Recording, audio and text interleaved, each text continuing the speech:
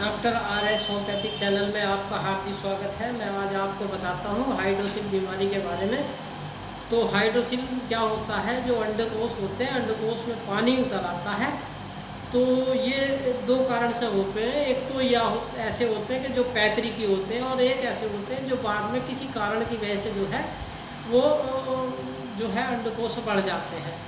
तो इसमें घबराने की कोई बात नहीं होती है। वैसे ज़्यादातर जो है 81 से और जो है पूर्णिमा तक जो है ये जो है अक्सर लक्षण इसके ज़्यादा बढ़े हुए से दिखाई देते हैं अक्सर। तो इसमें किसी भी तरह की कोई घबराने की बात नहीं होती है।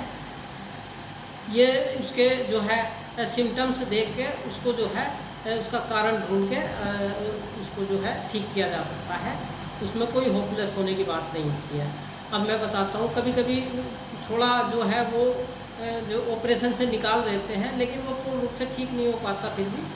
तो मैं बता देता हूँ, उसमें कारण ढूंढ के ही ज़्यादातर उसका जो है निवारण कर देना चाहिए।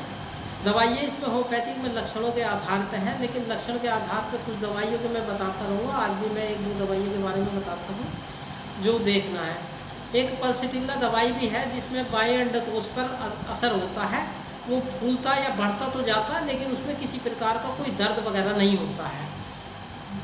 दूसरी दवाई मैं एक और बता देता हूँ, रेंडोडेंड्रोन करके है। वो दाएं अंडकोश जो है वो बढ़ता चला जाता है और उसमें टपक की तरह दर्द होना शुरू हो जाता है। अगर इस तरह का दर्द होता है तो रेंडोडेंड्रोन दीजिए। और बिना दर्द के और जो है बाएं अंडकोश अगर वो बढ़ता चला जाता है और उसमें किसी प्रकार का दर्द या कोई परेशानी नहीं होती है, तो आप पल्सिटिल्ला की 200 की एक खुराक आप दे दीजिए।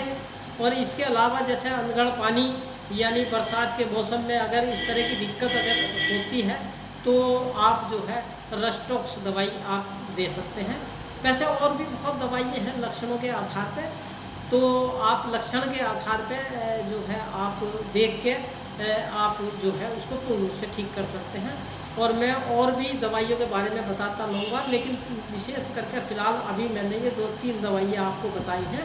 इस तरह के सिम्टम्स अगर आपके अंदर हैं, तो आप जो है इन तीनों दवाई में से कोई सी भी जो आपको लक्षण के आधार पर आपको सुटेबल लगती हो, आप उसकी जो है 30 या 200 की 1-2 खुराक लेके छोड़ देना। वो आपका 2-4 दिन तक वेट करके देखना, ठीक हो जाएगा तो ठीक है, नहीं तो फिर 1-2 खुराक फिर बाद में दे देना, इसके बाद ठीक हो जाएगा। और अगर उससे भी अगर नहीं होता इस तरह के सिम्टम्स होने के बाद, तो कोई भी सोरा सिफिलिस साइकोसिस में से कोई दवाई जो है आप चूज करके अपने लक्षणों के अनुसार वो लेके एक खुराक, इसके बाद फिर उसको ले लेना, वो ठीक हो जाएगा पूर्ण रूप से। तो आप मेरा चैनल देखते रहिए। मैं उसमें आपको सोरा सिफिलिस और साइकोसिस के बारे में मैंने पीछे भी बता दिया है कि उसकी आप पहचान कैसे करेंगे। तो उसको आप पहचान सकते हैं, बहुत इजी भाषा में मैंने आपको लिखा है कि कौन किस प्रकृति का है, तो आप पहचान सकते हैं। और भी आगे मैं आपको आगे भी बताता रहूँगा। और अगर मेरा चैनल सब्सक्राइब नहीं किया तो सब्सक्राइब कीजिए। और बहुत महत्वपूर्ण बात आपको मैं देता रहूँगा। थैंक यू, धन्यवाद।